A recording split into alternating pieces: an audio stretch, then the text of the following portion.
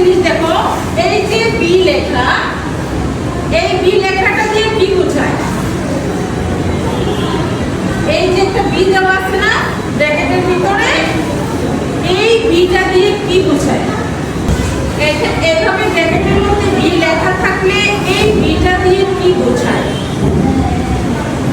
এই বি দিয়ে বোঝায়, এটা হচ্ছে বি ভার, এই বি দিয়ে বোঝায় কি জানো? এই যে দেখো, এই বি দিয়ে বোঝায় এম ইজ আর, আর অনেক কিছু বোঝায়, এগুলা তোমরা বড় ক্লাসে গেলে জানতে পারবা। হ্যাঁ, এখন শুধু জানো, এখন শুধু বুঝো যে এই বি দিয়ে বোঝায় এম ইজ আর, এই বি দিয়ে বোঝায় এম ইজ আর। তাহলে বি দিয়ে যদি বোঝায় এম ইজ আর, একটা কথা মনে রাখবা, এর সাথে সবসময় এম।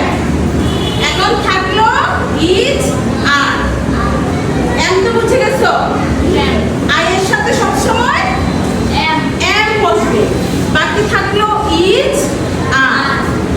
তো এখানে যদি সিঙ্গুলার নাম্বার থাকে তাহলে বসবে is. Very good. Singular number যদি থাকে তাহলে বসবে ইজ, আর যদি প্লুরাল থাকে তাহলে বসবে আর। বুঝো ভালো করে, এর সাথে শুধু এম, সিঙ্গুলার নাম্বারের সাথে বসবে ইজ, আর প্লুরালের সাথে বসবে আর। এখন ধরো এখানে আছে কি, এখানে কি আছে আই, তাহলে এখানে আই এর সাথে আর কিছু বসবে না, এম। আই এর সাথে এম বসবে, বাস হয়ে গেল। তাহলে I M a student, I M a student. এই ডেটা দিয়ে সিঙ্গুলার নাকি প্লুরাল বোঝাচ্ছে? সিঙ্গুলার বুঝো তো? গত ক্লাসে বুঝাইছিলাম না? সিঙ্গুলার মানে একজনকে বোঝাবে, আর প্লুরাল মানে একজনের বেশি, অনেকজনকে বোঝাবে বা অনেক জিনিস বোঝাবে। হ্যাঁ, সিঙ্গুলার মানে হচ্ছে এক, আর একের বেশি হলে প্লুরাল।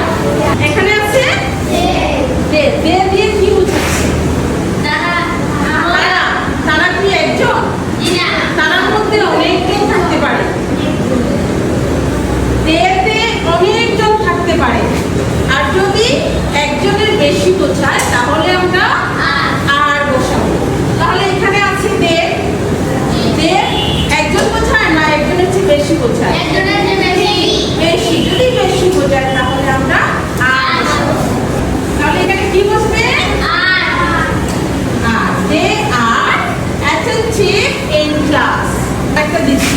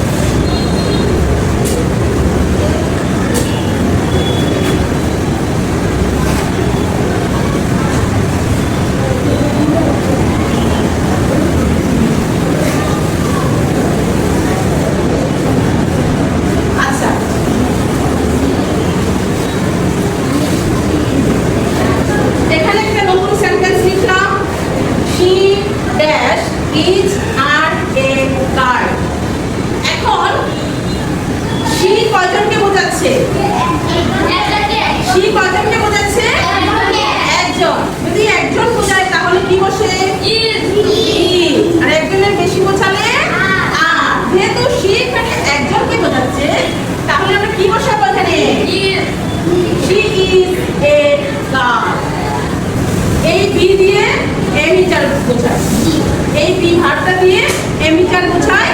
আয়ের সাথে শুধু বসবে